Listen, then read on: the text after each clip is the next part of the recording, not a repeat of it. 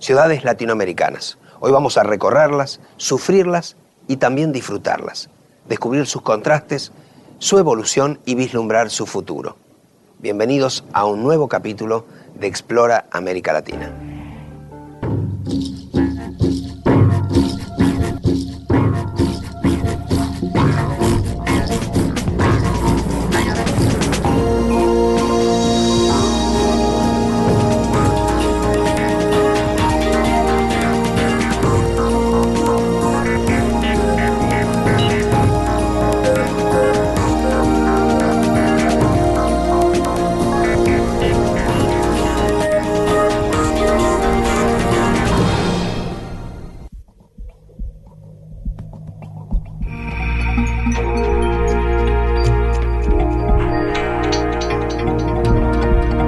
La conquista se centró en la creación de nuevas ciudades.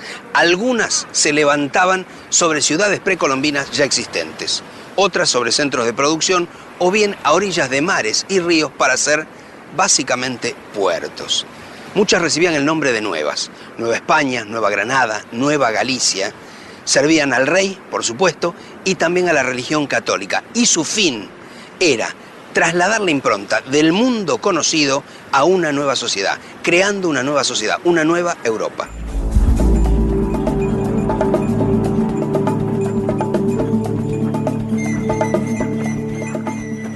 Los españoles centraban todo en su dominación del territorio en las ciudades, fundando ciudades o refundando ciudades, como en el caso de México y en el caso de Cusco, ¿no? América Latina se conforma teniendo a la ciudad como centro de comando.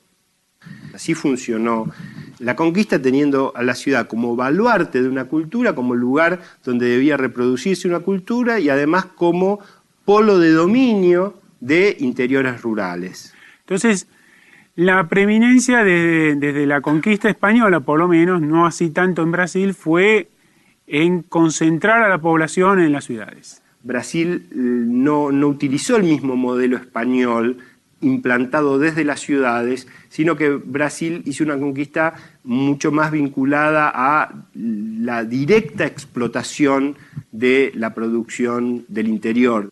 Mientras que en la América hispana, muy claramente desde el comienzo y solamente con algunos interregnos donde eso no ocurrió, el comando de toda la vida cultural, política y económica se dio siempre desde ciudades que curiosamente hasta muy tarde no producían nada económicamente, ¿no?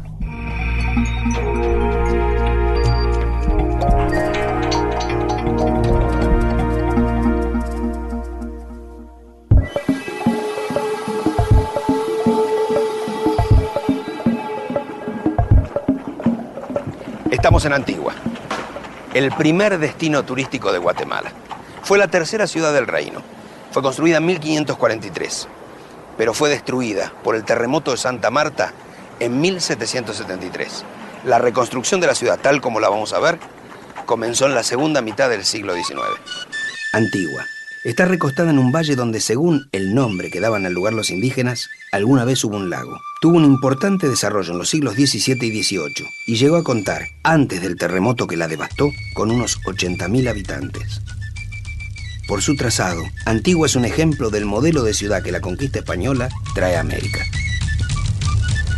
El diseño de la ciudad de Antigua se le atribuye a Juan Bautista Antonelli en 1543 y es la típica ciudad española, trazo ajedrezado de cuadrícula. Los españoles toman el modelo que ellos han utilizado también en la reconquista española, reconquista contra los musulmanes, y que en definitiva tiene una herencia de los campamentos romanos. Es una construcción militar, está hecha para facilitar la circulación de las tropas dentro del castra, es decir, del asentamiento de las fuerzas. Siempre creo que la idea es plasmar en el territorio la idea de orden. El espacio debe estar ordenado. La población debe estar ordenada. La idea de orden es primigenia, porque en general después muchas de estos, ese ordenamiento muchas veces queda en el papel. Las ciudades van creciendo después caóticamente.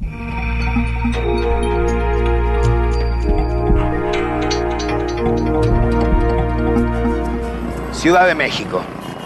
Caótica, contaminada, superpoblada, pero también hermosa, colorida, fascinante.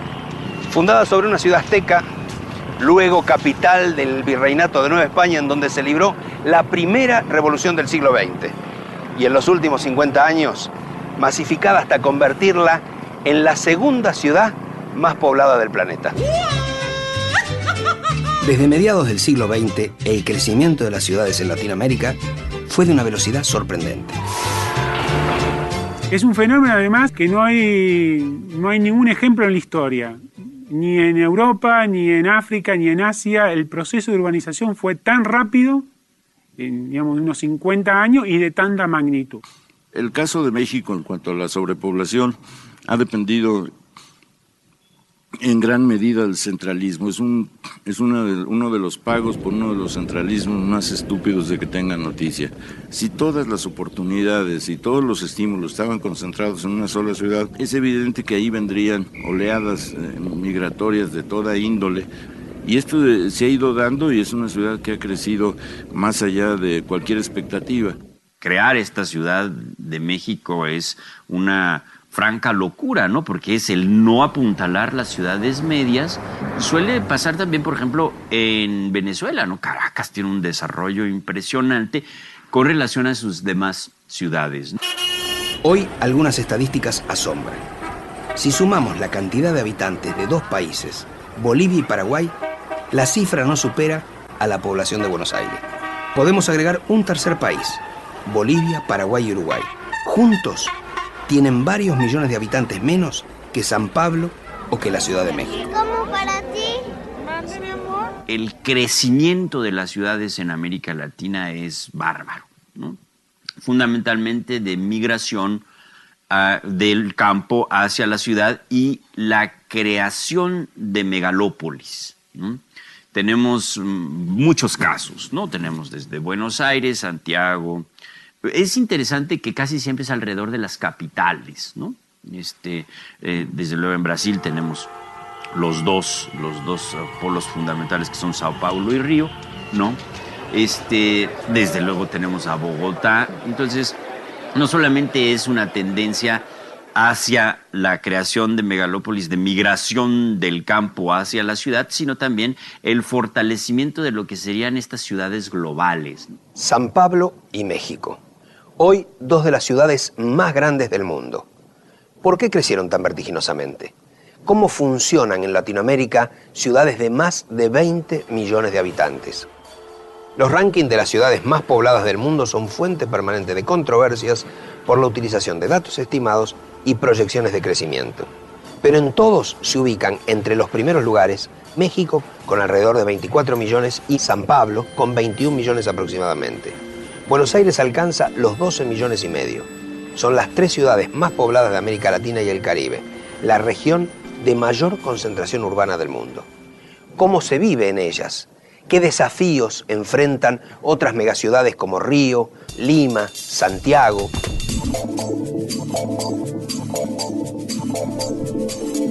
Río de Janeiro es otro de los ejemplos de las megaciudades del continente. Es la segunda más poblada del Brasil, capital hasta 1960, y por su entorno y su ambiente, una de las ciudades más imponentes y más visitadas del mundo. Rio de Janeiro é uma cidade improvável, né? Ela é uma cidade apertada entre montanhas e mar. Ela é uma cidade construída, assim, num local de uma topografia absolutamente exuberante, absolutamente extraordinária.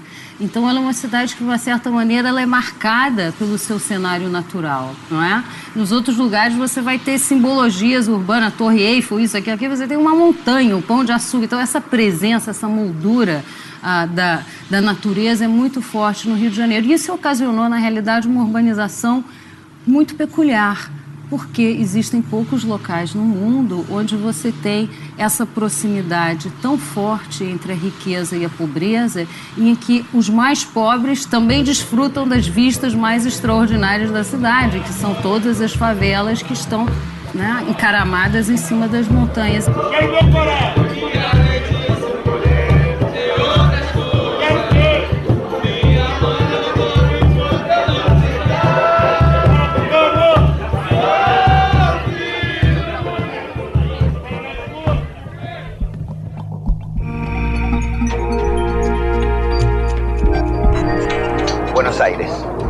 capital del virreinato del Río de la Plata, poblada desde los barcos, con ambiciones europeas desde finales del siglo XIX, masificada en los años 40 y hoy habitada por 1/3 de la población de la República Argentina. Una ciudad moderna con orígenes más que humildes. Buenos Aires es una ciudad que justamente por estar en el extremo más pobre de la colonia no tiene la riqueza del pasado colonial que puede tener México, que puede tener Lima. Buenos Aires fue una ciudad muy pobre, extraordinariamente pobre, hasta, digamos, finales del siglo XIX, hasta cuando la segunda mitad del siglo XIX, cuando realmente comienza a producir transformaciones un poco más sólidas, digamos, de su estructura urbana y de su estructura edilicia, y de hecho los restos históricos que quedan son restos de, como mucho, digamos, mediados del siglo XIX en adelante. Por lo tanto, Buenos Aires solo puede pensarse como una ciudad moderna, y siempre fue pensada como una ciudad moderna.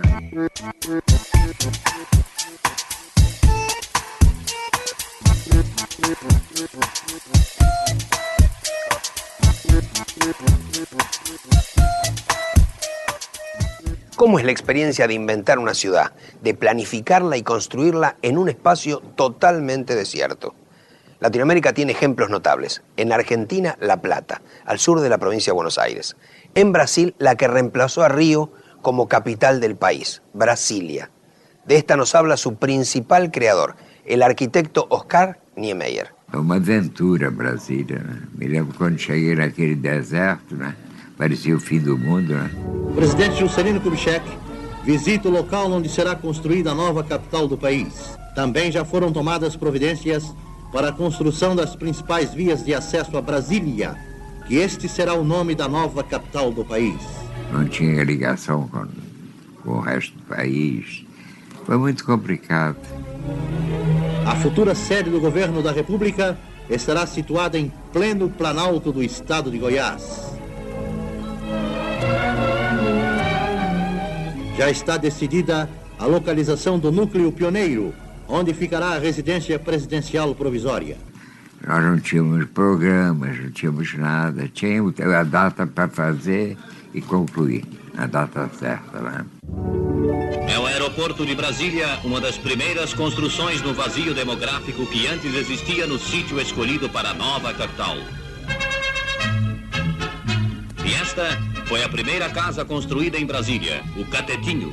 Nas viagens de inspeção às obras iniciais de Brasília, ali pernoitava o presidente da República. E na data do 2º aniversário do Catetinho, foi prestada homenagem aos pioneiros que o construíram, a inscrição de seus nomes em uma placa de bronze. Brasilia en el siglo XX es uno de los experimentos más radicales que pueda haberse pensado en la modernidad, y yo creo que sigue siendo todavía muy impactante ver el modo en que Brasilia apostó por un determinado tipo de futuro, apostó por el futuro. Em ano e meio de trabalho, ergueu-se a obra-prima do gênio de Oscar Niemeyer, o Palácio da Alvorada, residência oficial do chefe da nação e marco monumental da conquista do Planalto. O mundo inteiro já admira esta joia de inconfundível beleza, tanto pelas suas linhas externas como pela artística decoração do seu interior. A Brasília é uma cidade como outra qualquer. Uma cidade feita às pressas, né? Sem elementos nenhum, por exemplo, para a arquitetura. Mas teve, pelo menos, mostrou momentos assim, de entusiasmo, de otimismo, né? Querer fazer uma cidade nova. Mas o Brasília, o que me tranquiliza é que, apesar da pressa, quem vai a Brasília pode gostar ou não dos palácios, mas não pode dizer que viu antes coisa parecida. Pode ter visto melhor, mas parecida não. E a gente acha que a arquitetura é invenção, tem que criar surpresa, essa coisa.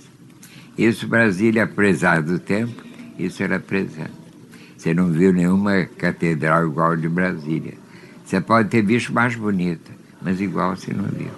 Me parece que Brasilia en 1957 es el concurso y se inaugura en 1960, es casi uno de los últimos manifiestos de futuro que Latinoamérica hace al mundo. Murou como toda cidade. Né? Toda cidade cresce e vai se desmerecendo, que gente demais, problemas que não foram previstos. Né? De modo que Brasília é isso, uma cidade como outra qualquer, feita às pressas. feita com entusiasmo. Tem esse lado idealista, não é? De querer fazer uma coisa. E foi feito, isso foi bom.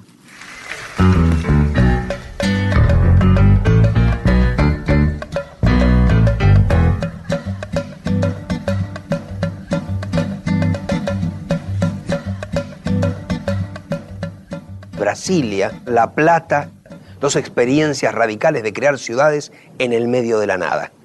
La Plata tenía que ser un territorio y un puerto, que es muy importante, alternativos a Buenos Aires. Iban a demostrar que podía ser una ciudad diferente, que podía ser una ciudad más moderna. Cuando se hace La Plata se venía de la lucha entre la provincia de Buenos Aires, el Estado de Buenos Aires y el resto, ¿no? Que es el resultado de esa lucha es el 80 y el ordenamiento nacional. Entonces, un poco el intento era mostrar que se iba a hacer algo muy moderno, lo más moderno, casi que iba incluso a poder superar a Buenos Aires, ¿no? O sea, la universidad iba a ser la universidad más moderna frente a la universidad clerical de Córdoba, frente a la universidad retórica de los abogados de Buenos Aires. La Universidad de La Plata iba a ser la universidad científica, y por eso el museo y por eso todo ese esfuerzo, es decir, se presentaba como tal, ¿no? La provincia de Buenos Aires, o el Estado de Buenos Aires, que es provincia en ese momento, pasa por encima de la cultura argentina para hacer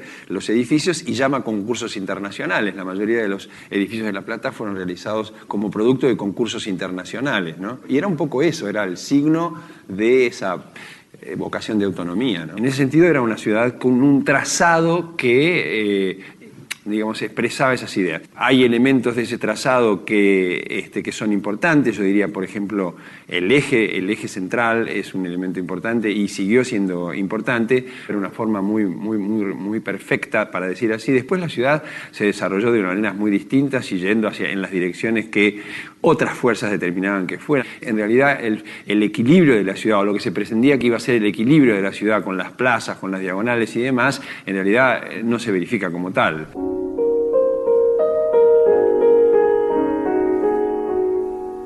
La paz reinaba en Europa y se confiaba en un progreso indefinido.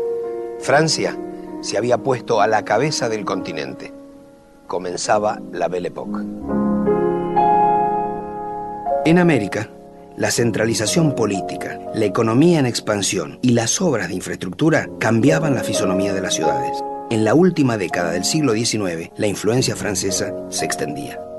En 30 años, las ciudades de Latinoamérica cambian radicalmente, a veces en respuesta a necesidades imperiosas como epidemias de cólera o fiebre amarilla. En Buenos Aires se realizan obras de infraestructura, se abren calles, avenidas, se construyen edificios públicos y se proyectan grandes espacios verdes.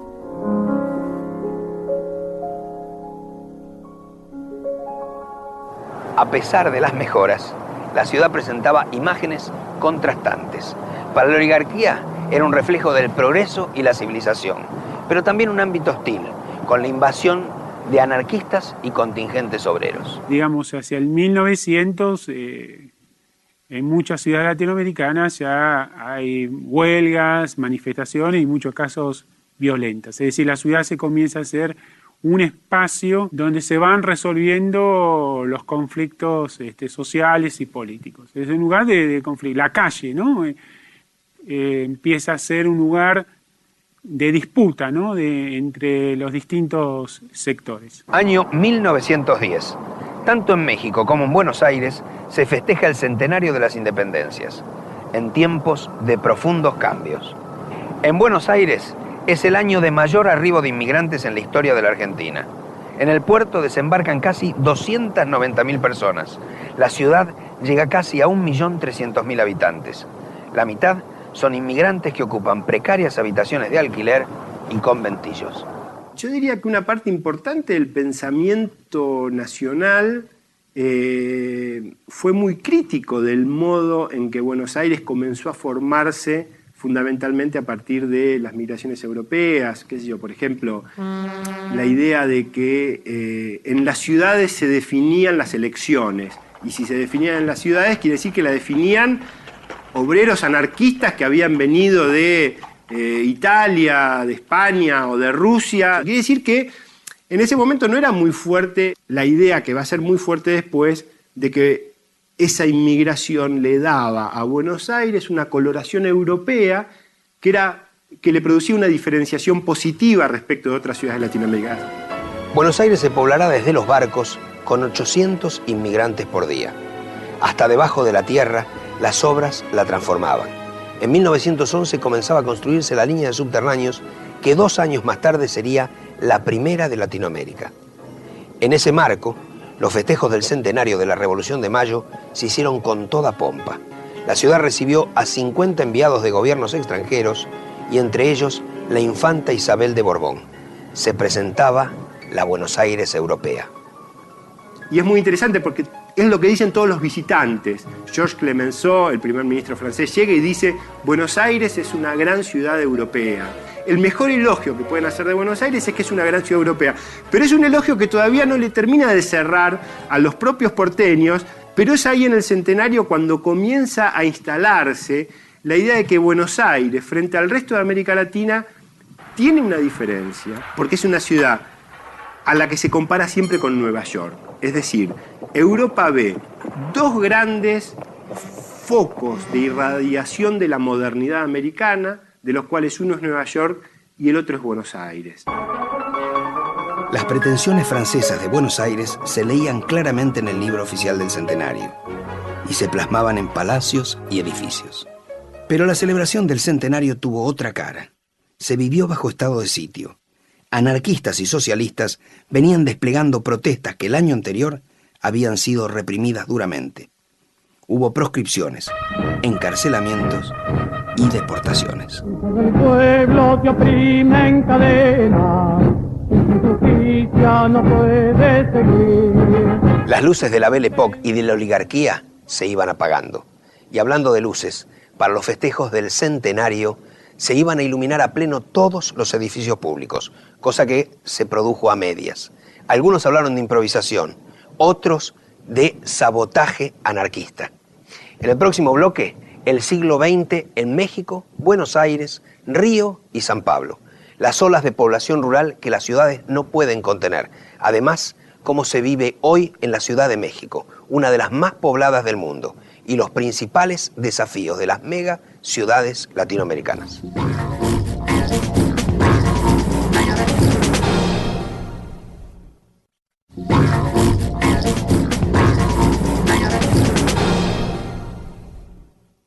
El Paseo de la Reforma es el bulevar más famoso de la Ciudad de México, una de las grandes avenidas del mundo.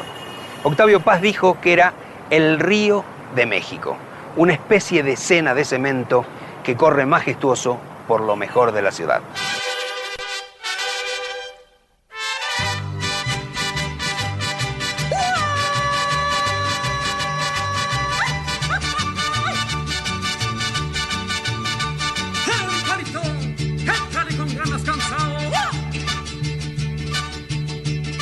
En esta isla de ese río imaginario está el Ángel de la Independencia, un símbolo de la confianza en la modernización.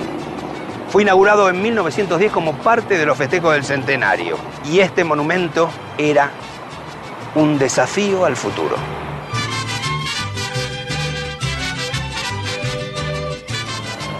Pero volvamos a 1910. El monumento es inaugurado por Porfirio Díaz, que lleva 3 décadas gobernando México con mano de hierro. Claro que sus días estaban contados. Estalla la revolución y en 1914 los ejércitos campesinos entran a la capital. La ciudad y su composición comienzan a cambiar. La Revolución Mexicana, en los años 20, el ministro de Educación, Vasconcelos, aparece como un hombre poseído por la idea de fundar una cultura de la raza cósmica. La raza cósmica es el mestizo, es la mezcla, es un híbrido del indígena y del europeo. Esa raza cósmica, ese mestizaje va a producir en las ideas de Vasconcelos al hombre nuevo. Con esa idea, él desarrolla en todo el país procesos de educación que intentan justamente aunar, ¿no? Mestizar el mundo atrasado del campo y de los indígenas con el mundo urbano. Por iniciativa del ministro Vasconcelos, imágenes de ese nuevo México son proyectadas sobre la ciudad por los grandes muralistas, encabezados por Diego Rivera, David Siqueiros y José Clemente Orozco. Ante las escaleras del Palacio Nacional, encontramos una de las obras más imponentes, el mural que Diego Rivera pintó desde 1929 y durante 6 años. La historia de México, como la de Latinoamérica, desde la conquista del español hasta nuestros días, está llena de héroes, pero también de traidores. Eso quedó plasmado en los murales de Diego Rivera, aquí, en el DF, en México, concretamente en el Palacio Nacional, la sede del Gobierno Nacional de México. Y eso es curioso, porque con toda la libertad pudo pintar esos murales respetando su propia ideología. Una obra que recorre, según la particular visión del artista, la historia de su país, desde los pueblos originarios y la fundación de Tenochtitlán hasta el México moderno. La década del 30 comienza con profundos cambios económicos, políticos y sociales en Latinoamérica. La crisis capitalista sacude a la región y los golpes militares se suceden. Paz y progreso, orden y jerarquía de valores en vuestra vida pública intoxicada. Los precios de lo que produce el campo caen a bajísimos niveles. La desocupación golpea las zonas rurales y masas de trabajadores se desplazan hacia las ciudades. Comienza el fenómeno de las ciudades de campesinos. Y finalmente se convierten en ciudades que van absorbiendo el propio desarrollo industrial de cada uno de los países. Entonces son ciudades en el fondo industriales también. Digamos, esto genera un proceso de migración muy intenso. Este es un fenómeno que ocurre en Buenos Aires, también en Brasil. Por ejemplo, Sao Paulo es una ciudad que en definitiva la mayoría de la población en un momento viene del nordeste. Las ciudades crecen rápidamente, su composición cambia y esos cambios generan reacciones. La sensación para muchos intelectuales que viven en los 30 y en adelante de América Latina es que se ha roto algo. Las ciudades se transforman, los olores, los colores, la gente, y eso los preocupa mucho. Eso generó culturalmente una reacción de los intelectuales que se alarmaron por estos nuevos mexicanos de origen rural. La idea también para Argentina del aluvión zoológico, después, como decir, un diputado radical en el 46, para hacer mención a la llegada de los cabecitas negros, ¿no? La gente del interior, en el caso de Argentina, ¿no? Pero también en otros casos la idea de llegada de los cholos, de los mestizos, de los rotos. Los pelados les llamaban en los años 30 y 40. Es una expresión que desprecia es el peladito, el miserable de las ciudades. Es paradójico. Así que esa masa enorme de pelados que hay en la Ciudad de México se transforma en un personaje heroico y al mismo tiempo ridículo, que es el carácter nacional del mexicano, que encarna, por ejemplo, en Cantinflas. Cantinflas, que utiliza albures y bromas constantemente para desafiar su condición de pelado ante una sociedad agresiva, es erigido como el símbolo de la identidad nacional por los intelectuales mexicanos. Eso es fruto del crecimiento urbano de la Ciudad de México.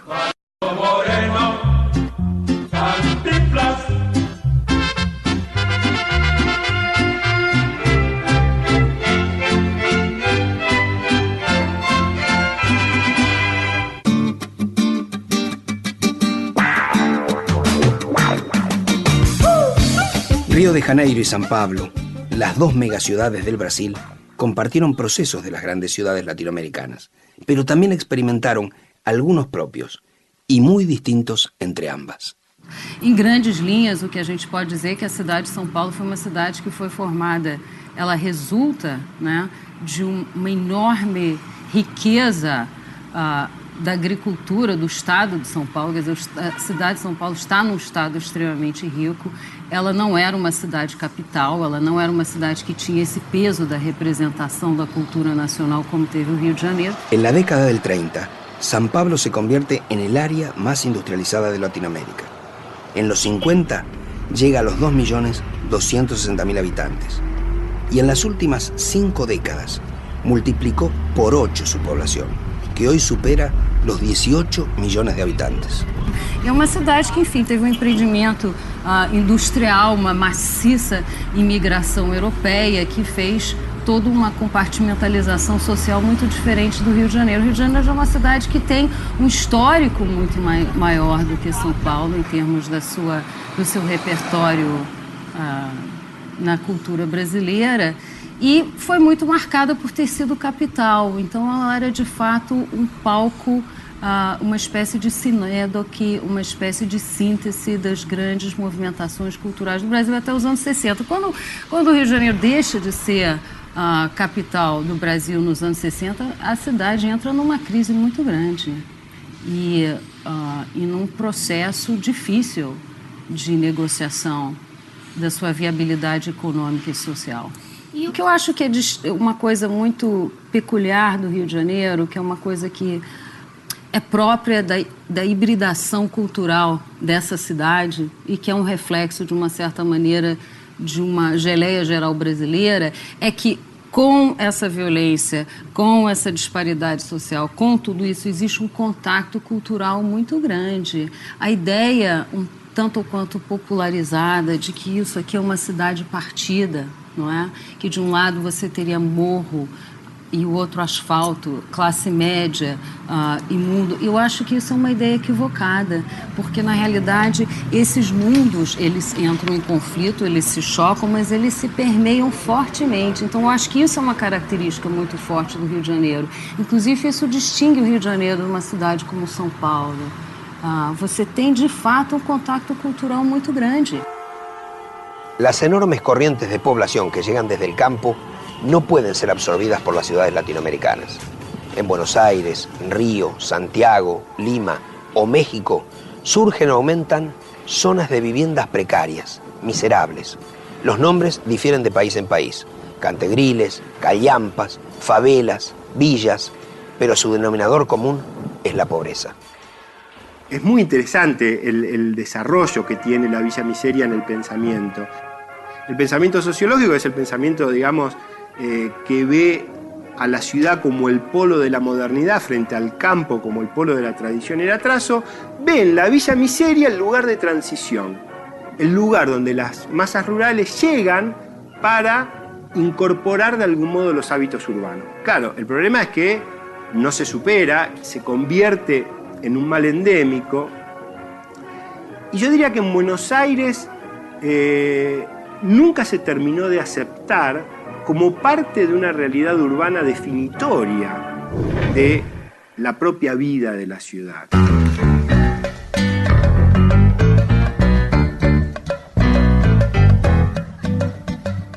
As primeiras favelas surgem no Rio de Janeiro no final do século XIX, princípios do século XX, com soldados que voltaram da campanha de Canudos, não é? Na Bahia. Esses soldados lutavam numa área na Bahia que tinha um morro, que tinha uma vegetação chamada favela. Esse nome favela surge daí. A grande expansão da favela no Rio de Janeiro se dá mais ou menos nos anos 60, com a imigração rural, e por aí cada vez mais a favela vai aumentando, inclusive a população da favela cresce 2 vezes mais que a população do resto do Rio de Janeiro. Favela existe porque eles não têm de morar, treparam no morro. Favela existe porque existe injustiça social. Eu fiz o meu chofer, fiz uma casinha na favela. Outro dia eu fui lá, entrei na favela, sentei num bar lá com ele, vieram uns conhecidos dele falar comigo, trouxeram um livro para mim. A gente quer viver tranquilo, eles não querem nada de especial. Mas tem a luta política, o problema da droga, né, que podia ser comercializada. Né? De modo que é nesse ambiente que eles vivem.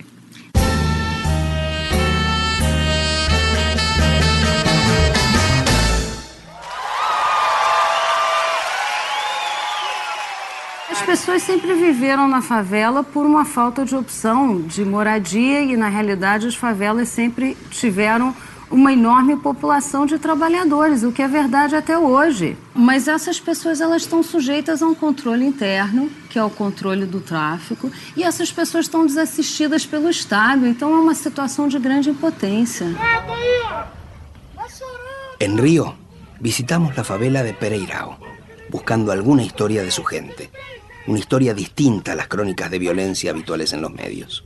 La encontramos en un grupo de chicos y adolescentes que, como un juego, comenzaron a crear una reproducción en miniatura de su barrio. El proyecto atrajo a productores de cine que los ayudaron a organizarse y recaudar fondos, y luego a Habitat, Organización de las Naciones Unidas para el Desarrollo Urbano. Hoy la maqueta sigue siendo fuente de juegos que reproducen la vida diaria en la favela, lo bueno y lo malo del barrio donde a estos chicos les tocó crecer. Una de las tantas historias sorprendentes que surgen en los morros de las favelas, casi siempre ocultas por otras historias de drogas, crímenes y violencia. Então, se antes a posição em relação à favela era uma posição ambígua, porque, por um lado, era o centro da cultura popular, um lugar de invenção e de dinamismo, por outro lado, também era a cidade da escassez, da pobreza, da miséria, do insalubre. Então, esse conflito sempre houve. Mas havia uma espécie de diálogo cultural muito poroso e permanente, que eu acho que continua havendo também. Só que a cultura da violência gerada pelo tráfico de drogas, na realidade, está nos colocando diante de uma posição limite de viabilidade dessa cidade. Absolutamente limite. 6 pessoas morreram em tiroteios entre policiais e traficantes. Desde a madrugada de Sexta-feira Santa, a guerra recomeçou.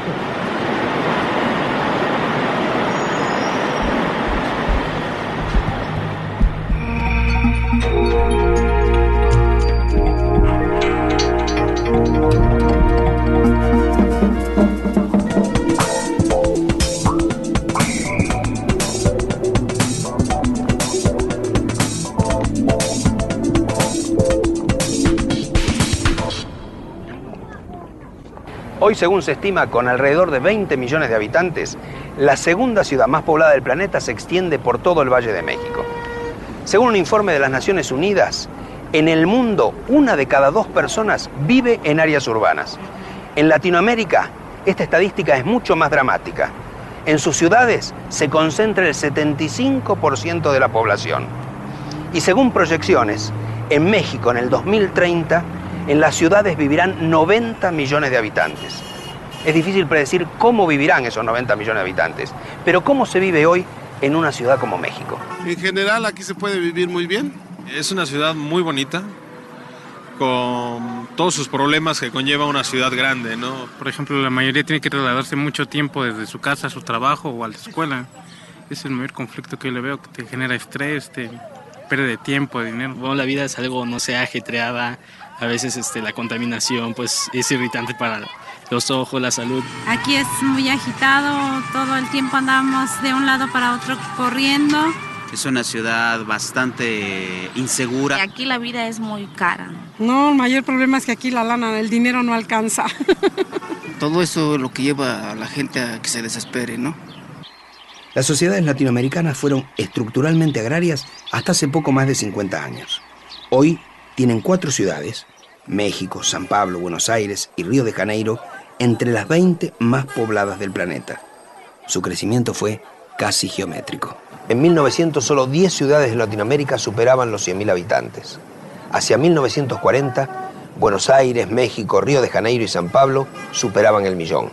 Santiago, Lima, Montevideo y Rosario tenían más de medio millón y 11 ciudades superaban los 200.000 habitantes.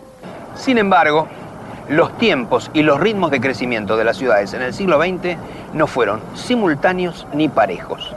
Un ejemplo notable por los contrastes es el de México y Buenos Aires. Sí, es una comparación creo bastante interesante porque son 2 ciudades con procesos muy extremadamente distintos. La ciudad de Buenos Aires, no la zona metropolitana, sino la ciudad estrictamente, la capital federal, ha crecido muy poco en la segunda mitad del siglo XX y muchos migrantes que se han desarrollado dentro de la ciudad pero el crecimiento ha sido especialmente en la periferia. Esto ha generado un tipo de marginación y exclusión distinto que en otras ciudades latinoamericanas. En la Ciudad de México el crecimiento ha sido vertiginoso. Los flujos migratorios son tremendos. Muchísimos vienen a la Ciudad de México. Ha tenido un crecimiento realmente tremendo. Nada desalienta. Se sabe que aquí no hay porvenir, pero también se sabe que en otros lugares no hay presente. Entonces se cambia la gana de adquirir un presente por la certidumbre de que en lo básico no hay porvenir. La ciudad tenía 3 millones de habitantes en 1950, llegó a 1980 con 15 millones en toda la zona metropolitana. Y a partir de ese momento la ciudad central, el Distrito Federal, se ha detenido, incluso ha perdido población. Han llegado algunos migrantes, pero también a la periferia. Sin embargo, tenía ya un proceso de crecimiento y de desbordamiento de sus servicios, de su capacidad de vivienda, de desarrollo, que no fue regulado oportunamente. Este es también otro punto de diferencia importante con Buenos Aires. Buenos Aires fue una ciudad planeada por la oligarquía a principios del siglo XX en función de los intereses de esa clase, pero con bastante inteligencia desde su perspectiva. Porque Buenos Aires tiene una gran virtud en el arranque de su primera expansión metropolitana. Las manzanas de Buenos Aires en realidad se previeron como plano público a fines del siglo XIX. Es decir, el poder público, en un gesto muy extraordinario en América Latina, pensó cómo iba a ser el futuro, es decir, cómo la ciudad tiene que crecer, cómo va a crecer en las próximas 4 o 5 décadas. Luego se fue deteriorando en gran medida por la economía, por la inestabilidad política y socioeconómica, también por la llegada de migraciones y porque no se invirtió en renovar los servicios, y por eso hay problemas con el gas, con el agua, con muchos aspectos de la vida urbana, con la circulación en la ciudad, pero son menos graves que en cualquier otra gran ciudad latinoamericana. Creo que Buenos Aires, que fue la primera ciudad de Sudamérica que tuvo subterráneos, se quedó postrada y en vez de hacer comunicaciones para el que no tiene auto, en un momento determinado se enloqueció haciendo autopistas dentro de las ciudades para los que tenemos auto. Yo alguna vez le dije a un intendente si no le daba pena ver a la gente hacinada en los colectivos, cuando en realidad Buenos Aires, que en el año 14 tuvo el primer subterráneo de Sudamérica, debió haber tenido ya una red de subterráneos que llegaran a la periferia. Buenos Aires es una ciudad muy cosmopolita, es una metrópoli con una intensa vida cultural. Hoy en día, comparada con todas, con muchas naciones del mundo, se vive maravillosamente bien. Una ciudad devastada, destruida, rota, llena de agujeros. La ciudad es preciosa, las edificaciones, nunca me la imaginé así. Buenos Aires se mantuvo con una población que no creció tan abrumadoramente y con un alto porcentaje de clase media. México creció mucho más abruptamente. Hay un manejo más caótico, más desintegrado, poco regulado, y las regulaciones que se hacen son parches. Entonces sí, son ciudades muy distintas. Diría yo que la ciudad de Buenos Aires, con todas sus deficiencias que cada vez se agravan más, es mucho más hospitalaria, es más acogedora. La Ciudad de México es mucho más grande. Entonces las distancias son mucho mayores, las dificultades de aprehensión de la experiencia urbana son prácticamente imposibles. 1.300.000 personas viven en Montevideo y convierten a la capital uruguaya ya en un caso notable por la concentración de población. La ciudad alberga al 42% de los habitantes del país y hace que el Uruguay sea el estado de mayor proporción de población urbana en toda Latinoamérica. Me parece que Montevideo, como ciudad capital de un país que ha tenido una impronta laica temprana muy fuerte y digamos, al mismo tiempo con un alto sentido de lo estatal, de lo colectivo, en ese sentido, me parece que tiene esa impronta y esa impronta se ve en todo sentido. O sea, la costa del Uruguay, de la cual Montevideo forma parte, es una costa construida, es una costa políticamente decidida, digamos, ¿no? Esos bosques no son bosques naturales, son bosques plantados. Esa costanera de Montevideo no estaba, se hizo, digamos, es una vocación de hacerla, con idas y venidas, digamos, también, pero Buenos Aires no la tiene. Resultaría inexplicable, si no fuera por esa energía de cambio que la sociedad nuestra contiene, el hecho de que el Uruguay sea el único país en el mundo que hizo un plebiscito sobre las privatizaciones. Y la gente votó en contra, 72%. La verdad que a mí me parece que Montevideo es una ciudad formidable también, que ha sabido... porque no es solamente diría yo, la saga del espacio público, también es la saga de las construcciones privadas, la saga de los modernistas montevideanos que supieron ser modernos, por ejemplo, mucho más, o arriesgarse a jugarse por la modernidad mucho más que sus pares porteños. La contaminación y el problema del agua son dos de los desafíos ambientales que, aunque en distinto grado, deben enfrentar todas las megaciudades de Latinoamérica, males que afectan en mayor medida a las capas más pobres de su población. Ahí empiezan a haber otros problemas, no solamente es el agua, es la contaminación, pero es saneamiento, es vivir en lugares expuestos a basura, enfermedades. El agua, el problema del agua es catastrófico, es quizás el problema número uno del país y no se ha querido nunca plantear de este modo no tanto para no alarmar a la población, sino cada quien para no alarmarse a sí mismo. ¿Quién que vive en la ciudad de Buenos Aires o en los lugares más, digamos, acomodados del Gran Buenos Aires tiene presente que más del 60% del área metropolitana no tiene cloacas o no recibe agua corriente? Es decir, que vivimos en una ciudad extraordinariamente frágil. Y sin embargo, eso no forma parte de las representaciones. El Uruguay también hizo, ahora, hace muy poquito, en octubre del 2004, el único plebiscito que se hizo en el mundo sobre el tema del agua. La mayoría de la población, 64%, incorporó a la Constitución la propiedad pública del agua. El agua no puede ser motivo de explotación privada en el país. Y eso fue el único país en el mundo que lo hizo. Digo, ojalá fuera contagioso el ejemplo. Lo que se vive es la certidumbre de que lo que viene es peor, pero que lo que viene no me va a tocar. Esa confianza en que el porvenir catastrófico no me corresponde es la que mantiene la sobrepoblación en la Ciudad de México. Uno puede encontrar países muy pobres en los cuales este tipo de problemas han sido prioridades. Por ejemplo, hay experiencias sin entrar dentro del terreno político en Cuba.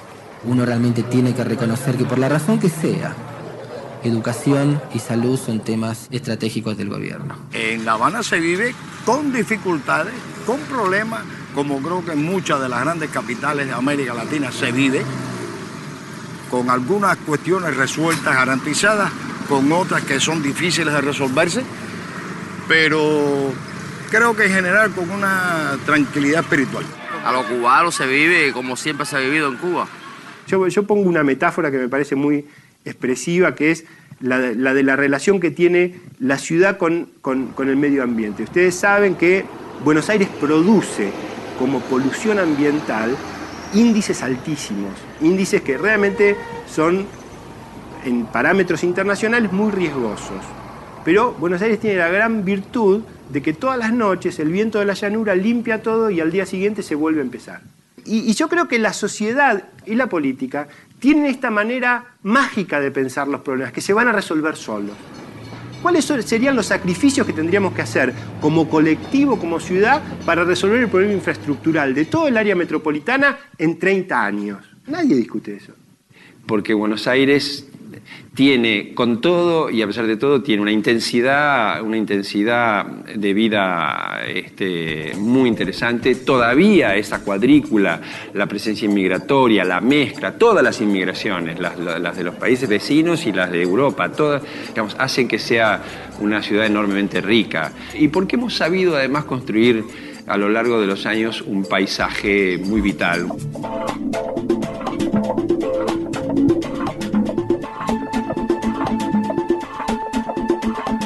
Todo lo que sucede en una capital o en una gran ciudad repercute inmediatamente en el país. Y las imágenes de las ciudades en Latinoamérica hace tiempo que dejaron de ser ideales. Sin embargo, siguen atrayendo a cientos de personas diariamente. Y el motivo quizás sea el mismo en toda la región. En Latinoamérica, 1 de cada 3 habitantes urbanos es pobre, pero en las zonas rurales son 2 de cada 3. Muchos llegan a la ciudad casi sin dinero, sin trabajo, sin vivienda, pero alentados por algún familiar o algún amigo que logró en la ciudad lo que ellos desean, vivir un poco mejor. Quizás sea así de simple la explicación de por qué en Latinoamérica las ciudades no dejan de crecer.